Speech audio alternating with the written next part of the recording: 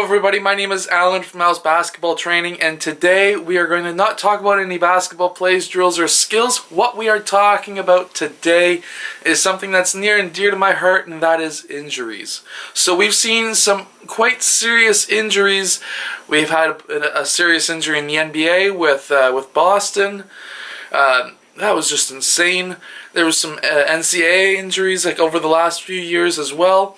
And obviously there's Derrick Rose, which is probably at one point one of the most serious injuries in the NBA. So that's been overlapped by the Boston injury. So obviously I have, if you've been following me for any amount of time, you've known that I have torn my ACL, MCL, and Meniscus.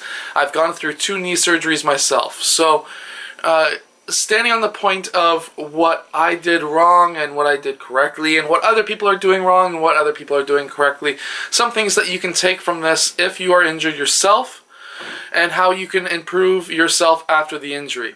So some of the mistakes I made are obviously I was eating the exact same way as I was when I was training, which I ballooned 100 pounds. As you can see, I'm quite heavy. At one point I was 200 pounds, now I'm over 300. From there, some of the things that I would suggest you doing is by making sure that you're resting and actually going to physiotherapy, doing the things that they tell you to do. If they tell you to do squats, do some squats and everything like that. And make sure you go by their strict guidelines. There's a reason why they give you those guidelines, and make sure that you follow them. If you have the money, make sure to go to physiotherapy. That is one of the major things that you can do to get back into your sport that you love. I still have not returned to basketball as a player. I was thinking about doing it this year. I went and played some baseball in the summer, and I noticed that my knee is definitely nowhere near where it needs to be for me to go back to playing basketball. So when you're running around and your knee swells up like a balloon, there's something wrong. And now I'm getting this clicking noise. So I've got something going on with that knee that needs to be taken care of. So make sure that you're not pushing yourself too far. If your knee swells up like a balloon, stop what you're doing, rest, ice it. Make sure you take something that can get that swelling down, and go see a doctor. Go see a doctor that's competent. If your knee is swelling up and they're saying there's nothing wrong, make sure they get some scans, maybe get a second opinion, anything that can make sure that maybe there's something else now that's wrong with your knee and you need to get that fixed.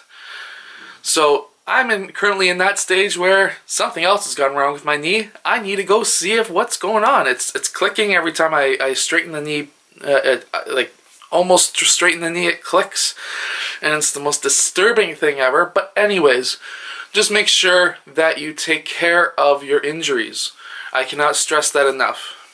But anyways, this video has gone on for about 3 minutes, and I think that's long enough about talking about injuries. Just make sure that you rest it, you ice it, you do what the doctors say, and go actually see a doctor. Don't just be like, oh, my knee bent backwards, and I'm not going to go to the doctor.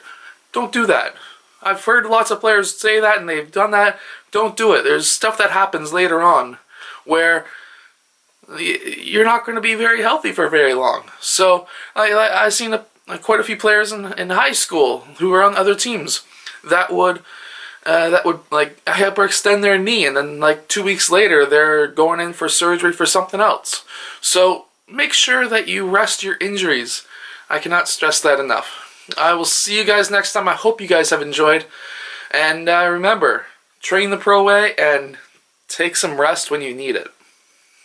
If you are looking for a great basketball workout, check out these Victorem bands. They're absolutely amazing. You can attach them onto a pole. You can work on your first step, or somebody can hold you back and you can run with it and work on your legs. Check them out in the link in the description below. They're amazing.